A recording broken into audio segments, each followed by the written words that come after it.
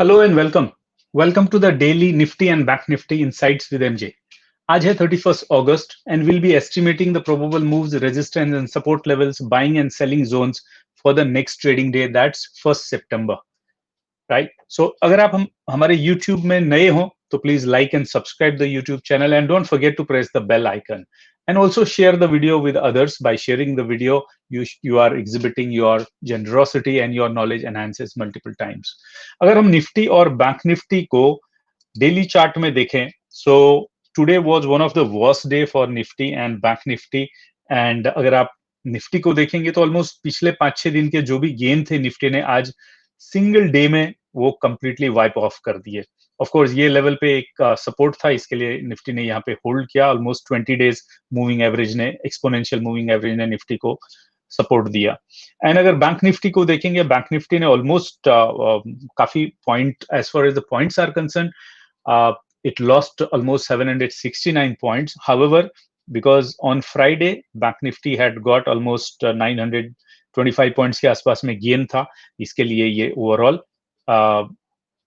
Completely पिछले दिन का भी एक दिन का गेन वाइप ऑफ नहीं कर पाया bank Nifty. But structure wise अगर आप देखेंगे, बैंक निफ्टी अभी भी स्ट्रक्चर वाइज बुलिश लगता है क्योंकि इसका ये सपोर्ट लेवल टूटा नहीं है, while as Nifty to certain extent comparatively कमजोर लग रहा है. राइट, ओवरऑल मार्केट की ब्रेड्थ आज नेगेटिव रही. खाली 2 स्टॉक्स एडवांस हुए, बाकी 48 निफ्टी 50 के स्टॉक में से डिक्लाइन किया. एंड इनफैक्ट अगर आप सुबह देखेंगे तो मार्केट अच्छी खासी गैप अप चालू हुई, बुलिश बायस था.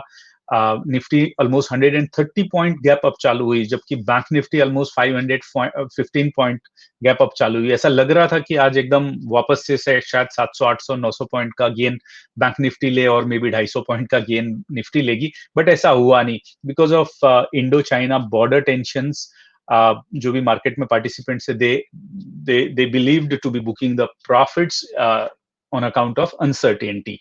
So that's how it is. And Nifty lost almost 260 points, जो कि almost 2.23% loss है. And it closed at 11,387, while as Bank Nifty lost almost 769 points, that's equivalent to 3.14%, and Bank Nifty closed at 23,754. हमने जो range bank Nifty और Nifty के लिए estimate की थी, ऑल्दो अपर रेंज ऑनर हुई बट लोअर रेंज कंप्लीटली तोड़ डाली. एंड पॉसिबली इस बात का एहसास शायद फ्राइडे को किसी भी पार्टिसिपेंट को नहीं था, तो इसके लिए वो डेटा भी ऐसा एग्जिबिट नहीं कर रहा था. And this kind of things you can see in term of extreme uncertainty or fear in the market, right? अगर structure के perspective से देखें तो Nifty as well as bank nifty both made higher high and lower low. So इस type के candle को हम बोलते हैं out candle consolidation kind of candle, right? So though structure एक bullishness दिखाता है, but you may expect now the next candlesticks forming within this candle, the large candlestick itself. Now अगर हम प्राइस एक्शन के पर्सपेक्टिव से Nifty को देखें तो you can see that Nifty has got the resistance, multiple level of resistance, specially in this kind of place we could only apply Fibonacci to find out the various resistance levels. So upside 11,438 to 11,454 का ये एक zone है जो कि resistance का काम करेगा. दूसरा जोन 505 से 534 तक का है. तीसरा जोन 560 से 617 का है. एंड 61% अगर इस बड़ी कैंडल का रिट्रेसमेंट देखें तो 61% फिबोनाची आता है 11,634. So that is upside for Nifty. अगर डाउन साइड में बैंक निफ्टी स्लिप करती तो 11,374 is the first level of support, and आज का low 11,326 will be next level of support, and below then that 11,289 is the low of 20th August. तो ये third level of support इसको देगा. अगर 11,289 टूटता है तो 11,253 you can see as a fourth level support. But अगर 11,253 टूटता है, in that case then straight Nifty को नेक्स्ट सपोर्ट पॉसिबली 11,111 के आसपास में मिलेगा.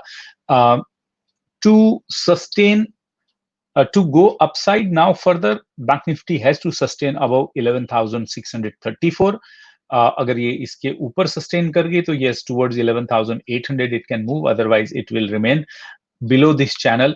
फर्स्ट तो पहला काम निफ्टी के लिए ये जरूरी है कि ये जो असेंडिंग चैनल है इसके अंदर निफ्टी क्लोज होए, that would be at 11,563, and to move further up it has to have so much of bullishness that it is closing above 11,634. So that's nifty. Let's look at some of the intraday opportunities in nifty in a smaller time frame, right?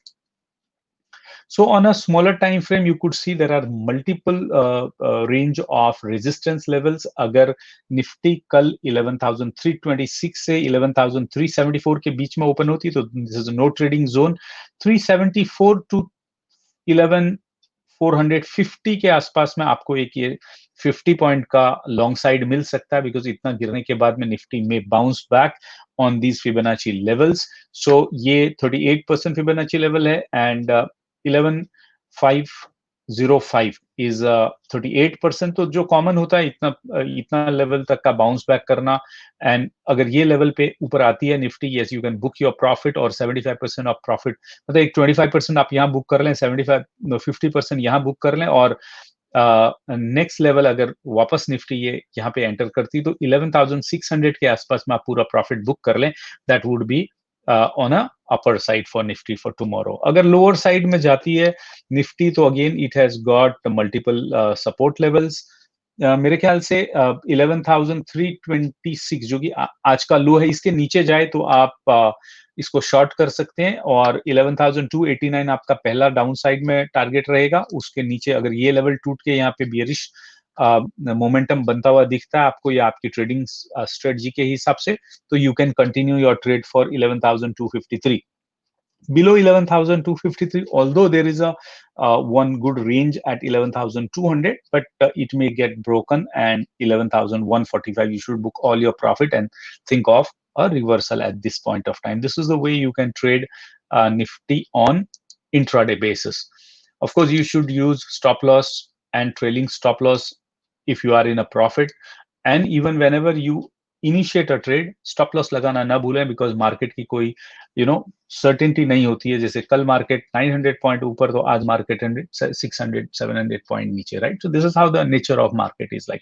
So how can you trade bank nifty on a smaller time frame? Let's look at it. So bank nifty mein again on the upper side lot of resistance levels, somewhere around let me draw no trading zone for you in this. So ek ye zone jo hai bank Nifty के लिए will be no trading zone, which is almost 23,885. rather यहाँ से ले लेते हैं 23,317 के level से almost 23,000 we can say almost ये लेवल तक, ये पूरा लेवल ले लें. so 23,823 तक ये आपको ऑलमोस्ट नो ट्रेडिंग जोन है आपका. इस जोन में बैंक निफ्टी काफी वोलेटाइल होगी. अगर 23,800 के ऊपर जाता है तो yes definitely you should take a long trade. 24,096 और 24,100 should be your first target, and 24,317 should be your next target. In case if 24,317 is broken, 24,536 to 24,611 का ये जोन, इस जोन में आपको प्रॉफिट बुक कर लेना चाहिए. On lower side if you see Bank Nifty breaking 23,317, 23,230 के लिए, जो कि मोरलेस आपको 90 पॉइंट के आसपास में देखा, छोटा सा ट्रेड आप ये ले सकते हो, but the best will be 23,230 के नीचे अगर ये लेवल टूटता है, और देन आपके लिए 22,868 could be wonderful trade which will have a good risk to reward ratio. So on lower side this, and 22,450 should be your ultimate target on the downside if bank nifty continues bearish bias tomorrow as well. We will look at certain data afterwards, seeing to see the kind of bias which is emerging based upon the data as well as on the information on the border side at the end of the session. So stay tuned in the analysis. Now if we look at some of the data points here, data points are very clear. Market closed, nifty closed at 387, so 11,400 will be our ATM. At ATM, you can see that 1.7 million contracts are there below at 11,300, 1.4 million contract, and almost at all levels of put you can see put unwinding हुई है. इसका मतलब जो bulls थे उनके confidence में अच्छा खासा उनको धक्का लगा है आज, और 11,200 में although है 1 million के ऊपर, but see जब तक substantial put writing होती नहीं है, you cannot see the confidence of bulls building up. So अगर किसी लेवल पे अगर आज पुट राइटिंग हुई तो 1 लाख पुट राइटिंग हुई है 11,100 के लेवल पे, so we can say that ये लेवल पे थोड़ा बुल्स का कॉन्फिडेंस जमा है. बाकी तो हर लेवल पे आप देख सकते हो कि पूरी अनवाइंडिंग हुई है, right. So I can say that in a normal or less volatile day, market has got 11,300 as a good support level, and we can say that that will work as support 1, support 2, support 3, and support 4 is at 11,000, right. जहां पे कि अगर market आज के जैसे volatile होती तो definitely lower side 11,000 का एक लेवल है, और नहीं तो 11,100 will be your lower side limit for Nifty. And अगर हम बियर्स ने किस टाइप का पोजीशन बनाया, अगर आप बियर्स को देखोगे तो आप even at 11,300 also they have almost 500,000 contracts here. But उनका कॉन्फिडेंस इस बात से दिखता है कि 1.1 मिलियन कॉन्ट्रैक्ट फ्रेश उन्होंने 11,400 पे आज क्रिएट किए हुए, एंड ओवरऑल 1.3 मिलियन का ओपन इंटरेस्ट है, जो कि R1 का काम करेगा. R2 का काम करेगा आपका 11,500, 11,600 विल वर्क एज R3.